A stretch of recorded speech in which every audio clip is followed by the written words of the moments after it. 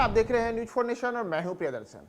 Bihar police के खौफ कहिए कि रात में छापेमारी होती है और सुबह सुबह एक बाहुबली विधायक के भाई कोर्ट में सरेंडर कर देते हैं। जी हां, हम बात कर रहे हैं राजद के बाहुबली विधायक रीतलाल यादव की, जिनके भाई के ऊपर रंगदारी मांगने, एम्स के सुरक्षा इंचार्ज पर गोली चलाने सहित कई अन्य किस्म के आरोप हैं। 3 आरोपों के सिलसिले में जब देर रात उनके ठिकानों पे छापेमारी हुई, हथियार से लेकर के नकदी तक और पैसे गिनने वाली मशीन तक बरामद की गई और इसके बाद जब पुलिस की अगली कार्रवाई कुर्की जब्ती करने की थी, तो इन तमाम चीजों से डरे सहमे रीतलाल यादव के भाई पिंकू यादव ने आनन फानन में पटना के कोर्ट में सरेंडर कर दिया है। दरअसल आपको बताएं कि रीतलाल यादव जो राष्ट्रीय जनता दल के विधायक हैं, दानापुर विधानसभा क्षेत्र से विधायक निर्वाचित हुए हैं, उनके ऊपर भी कई किस्म के गंभीर आरोप लगते रहे हैं और इन सब के बीच उनके भाई हैं पिंकू यादव। तो अब पिंकू यादव भी अलग अलग किस्म के गंभीर आरोपों में घिरे हैं,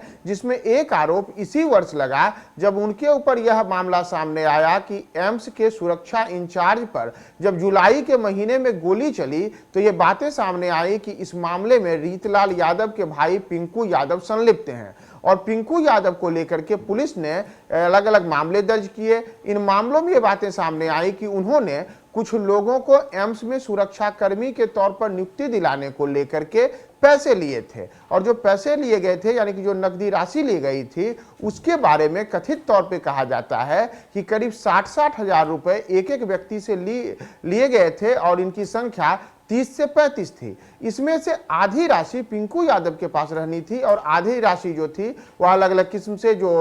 अन्य लोग थे उनको दिया जाना था और इन सब में उन सबको सुरक्षा कर्मी के रूप में एम्स में नियुक्ति कराई जानी थी। लेकिन हुआ यह कि जो सुरक्षा इंचार्ज हैं एम्स के, उन्होंने रीतलाल यादव के भाई का दबाव मानने से पूरी तरीके से इनकार कर दिया और लाखों रुपए के जो इस वारे न्यारे को करने की बड़ी तैयारी में थे पिंकू यादव। और साथ ही साथ एक तरीके से कहिए तो पटना एम्स जो देश के कुछ प्रतिष्ठित अस्पतालों में एक है, उस अस्पताल पर सुरक्षा कर्मियों के माध्यम से अपने लोगों को वहां पर सेट करके वहां एक अपना दबदबा कायम करना चाहते थे। तो उन सब से सुरक्षा इंचार्ज ने उन्हें सिरे से उनकी बातों को मानने से इनकार कर दिया, जिसके बाद दबाव बनाने के लिए पिंकू यादव ने उनके ऊपर गोली चलाई। ये आरोप सामने आए। तो इन्हीं आरोपों को लेकर के जब थाने मामला दर्ज हुआ, तो इसमें बुधवार की रात पटना पुलिस ने बड़ी कार्रवाई की और दानापुर के विधायक रीतलाल यादव के भाई पिंकू यादव के ठिकाने पर छापेमारी के दौरान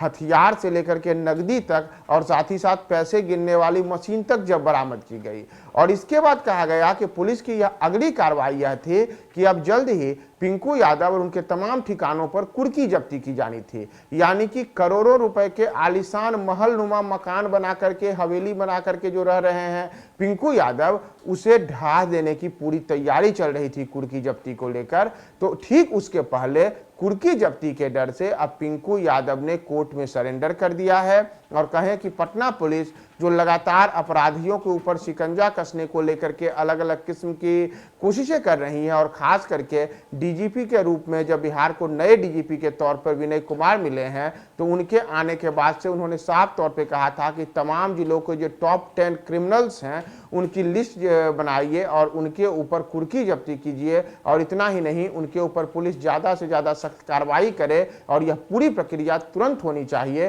तो संभवतः डीजीपी का जो आदेश आया, उस आदेश के बाद अब बड़ा शिकंजा आरजेडी के विधायक रीतलाल यादव के भाई पे कसा गया है और इस डर से अब पिंकू यादव ने कोर्ट में सरेंडर कर दिया है।